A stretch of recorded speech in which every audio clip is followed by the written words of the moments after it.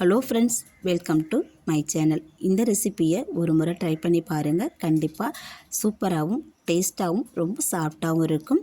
மதியம் வடித்த சாதத்தில் ஒரு கப் ரைஸ் எடுத்துருக்கேன். இந்த ரைஸை மிக்ஸி ஜாரில் கொடுத்து நம்ம நல்லா நைஸாக அரைச்சி எடுத்துகிட்டு வந்துடலாம். மதியானம் வடித்த சாதம் மீதமாயிட்டுனா அதை வேஸ்ட் பண்ணாமல் இந்த மாதிரி ட்ரை பண்ணி பாருங்கள். மிக்ஸி ஜாரில் சாதத்தை சேர்த்துட்டு கொஞ்சமாக தண்ணி ஊற்றிக்கலாம். நிறைய தண்ணி ஊற்றிடாதீங்க. அரைச்சிட்டு வந்த சாதத்தை ஒரு பாத்திரத்தில் நம்ம மாற்றி எடுத்துக்கலாம். ஒரு கப் சாதம் எடுத்து அரைச்சும் ஒரு கப் கோதுமை மாவு நமக்கு கரெக்டாக இருக்கும்.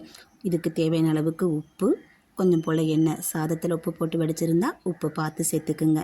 இதை கொஞ்சமாக தண்ணி தெளித்து நம்ம நல்லா சப்பாத்தி மாவு பதத்துக்கு பிசைஞ்சு எடுத்துக்கலாம். பிசைஞ்செடுத்த மாவை அரை மணி நேரம் ஊற வச்சு நான் எடுத்துகிட்டு வந்துட்டேன். இதை இப்போ நான் சின்ன உருண்டைகளை உருட்டிக்கிறேன். உருட்டிட்டு நம்ம சப்பாத்தி திரட்டுவோம் இல்லையா, அந்த மாதிரி நம்ம திரட்டி எடுத்துக்கலாம். மீதமான சாதத்தை வச்சு நம்ம இந்த சப்பாத்தி செஞ்சோங்கிறது யாருக்குமே தெரியாது. டேஸ்ட்டும் சூப்பராக இருக்கும், ரொம்பவும் சாஃப்டாக இருக்கும். கல்லை நல்லா சுத்தம் பண்ணிவிட்டு சப்பாத்தி திரட்டி எடுத்துக்கிறேன். நான் சப்பாத்தி திரட்டுறதுக்கு எவ்வளோ ஈஸியாக வருதுன்னு பாருங்கள். சிரமமே இருக்காது, ரொம்ப சாஃப்டாக வரும்.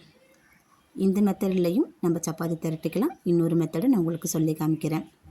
சப்பாத்தி திரட்டுற மாதிரி திரட்டி எடுத்துட்டு இதில் கொஞ்சம் போல் நம்ம எண்ணெய் சேர்த்துக்கலாம். எண்ணெய் சேர்த்துட்டு இந்த பக்கம் ஒரு மடிப்பு, அந்த பக்கம் ஒரு மடிப்பு, அதே மாதிரி இந்த பக்கமும் திருப்பி போட்டு நம்ம திருப்பி அதை சப்பாத்தி உருட்டுற மாதிரி நம்ம உருட்டி எடுத்துக்கிட்டால் இன்னும் நமக்கு சாஃப்டாக சப்பாத்தி வரும். உள்ள லேயராக நமக்கு சப்பாத்தி கிடைக்கும். ட்ரை பண்ணி பாருங்கள். 2 சப்பாத்தியும் திரட்டி எடுத்துட்டேன். கல்லை நல்லா சூடாக்கி நம்ம போட்டு எடுத்துட வேண்டியதான்.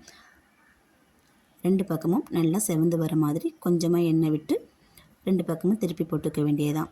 சூப்பராக நமக்கு உப்பி வரும். சப்பாத்தி மாவு கொஞ்சம் ஊறினுச்சுன்னா நல்லா நமக்கு இன்னும் உப்பெல்லாம் கிடைக்கும்.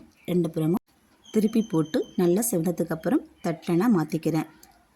2 சப்பாத்தியும் அதே மாதிரி நான் போட்டு எடுத்துக்கிறேன். சப்பாத்தி சாஃப்டாக வரும், சூப்பராக இருக்கும். தேவைன்னா மட்டும் எண்ணெய் விட்டுக்குங்க. தேவையில்லைன்னாக்கா எண்ணெய் விடாமலே சுட்டெடுக்கலாம். அதுவும் நல்லா சாஃப்டாக தான் இருக்கும். இந்த மாதிரி 2 புறமும் திருப்பி போட்டு சப்பாத்தியை நான் ரெடி பண்ணி எடுத்துட்டேன். இப்போ உங்களுக்கு நான் பிரித்து காமிக்கிறேன் பாருங்கள், எவ்வளோ ஒரு சாஃப்டாகவும் மெதுவாகவும் இருக்குதுன்னு. இங்கே பாருங்கள், எவ்வளோ சாஃப்டாக மெதுவாக சூப்பராக இருக்குது பாருங்கள். நம்ம ரைஸை சேர்த்து செஞ்சோன்னு யாருமே சொல்ல மாட்டாங்க, அந்தளவுக்கு சாஃப்டாக இருக்குது. கண்டிப்பாக இந்த ரெசிப்பியை நீங்களும் ட்ரை பண்ணி பாருங்கள். ட்ரை பண்ணி பார்த்துட்டு எப்படி இருந்ததுன்னு உங்கள் ஃபீட்பேக்கை எங்கூட ஷேர் பண்ணிக்கோங்க. வீடியோ பிடிச்சா லைக் பண்ணுங்கள். மறக்காமல் கண்களி ஃபேமிலி விழாக்க சப்ஸ்கிரைப் பண்ணி சப்போர்ட் பண்ணுங்கள். நீங்கள் கொடுக்குற லைக்கும் கமெண்ட்டும் என்னுடைய புதிய வளர்ச்சிக்கு உறுதுணையாக இருக்கும். இதுவரைக்கும் என் வீடியோவை பொறுமையாக பார்த்ததுக்கு மிக்க நன்றி. வாழ்க வளமுடன். மற்றொரு பதிவில் சந்திப்போம். தேங்க்ஸ் ஃபார் வாட்சிங்.